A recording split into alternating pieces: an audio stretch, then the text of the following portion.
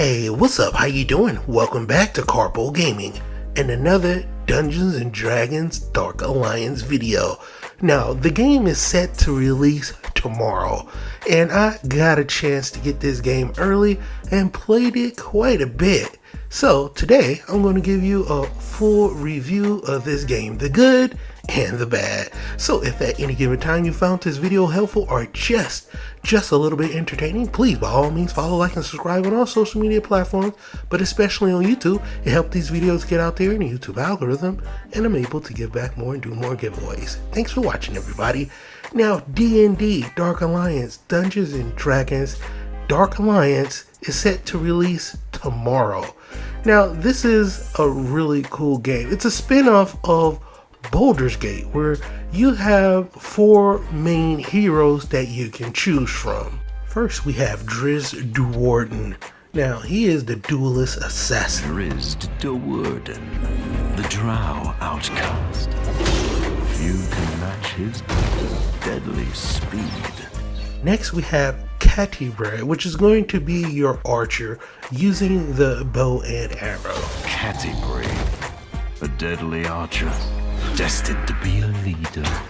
And then we have Wolfgar. He's going to be the human playing the role of the barbarian. Wolfgar, son of Beornagar.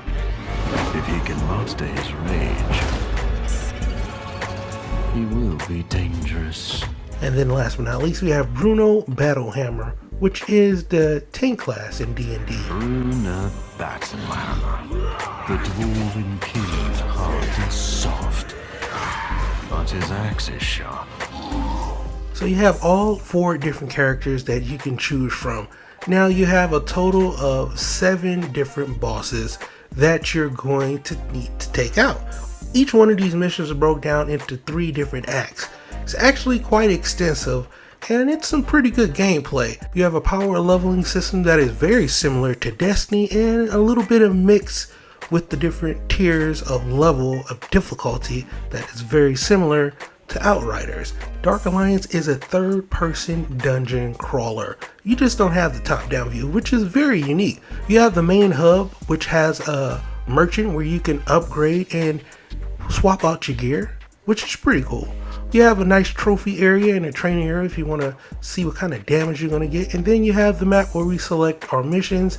Then we head into it and we have fun. Now, let's get into the worst parts of the game, the bad part of the game. Let's start off with the camera.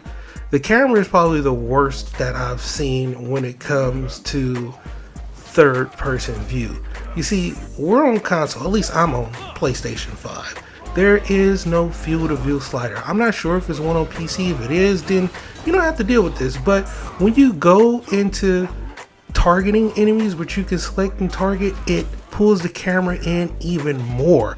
And you find yourself in some very weird predicaments where you need to dodge or parry, but you don't know where the damage is coming from, even if you see the different arrows. On top of this can be exasperated due to the camera speed. Now, initially when you first start off, it's 50 and 50. I have mine set at 70 on horizontal and vertical at 60. It is extremely slow. You're going to find yourself getting killed just because of the camera and the camera settings. Now, other than that, I really didn't find any huge issues, except for when you go into, like I said, the camera. There's no field of view slider, which sucks. Hopefully it's different on console. And on PlayStation 5, there is no ray tracing. There is no 120 frames per second. It's pretty generic when it comes to the settings, especially on next gen. But we do have some good news. Let's talk about the goodness of the game. There is a ton of loot for you to get after. This is a dungeon crawler game, so of course there's going to be loot. Now you have loot from common to uncommon to epic, all the way up to even legendary, which is pretty cool.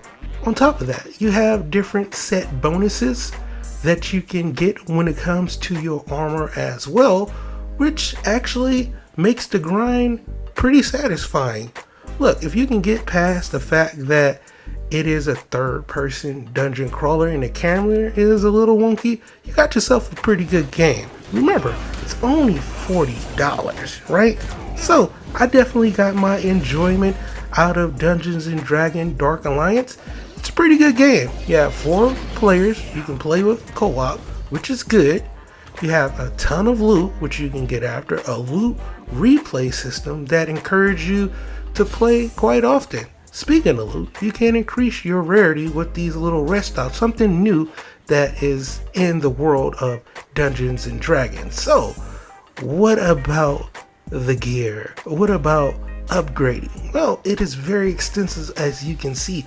You have your regular level that you need to upgrade. You have attributes and attribute points that you will acquire, and you also have moves that you can unlock, and you have a couple different trees basically that you can use these different points to unlock and upgrade your character. Remember, there's 4 different characters and will be more added to the game, and it will be more content coming to the game as well. So yeah, pretty good, ladies and gentlemen. So what do I rate this game?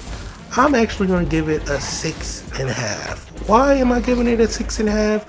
Well, that is basically because of just the camera, and that's basically what it is. The combat is actually pretty good. The animations can get you locked in, and it can be a little bit hard to dodge or parry due to the animation not being able to be canceled. Unless I don't know how to do it, please let me know down below if I'm missing something. But I had a lot of fun with it, getting a 6.5 because of it's on the next gen, doesn't have any graphical changes, which is kind of weird. So it doesn't really look like a PlayStation 5 game, but it's not all about the graphics, am I right? The game is fun, definitely worth your time.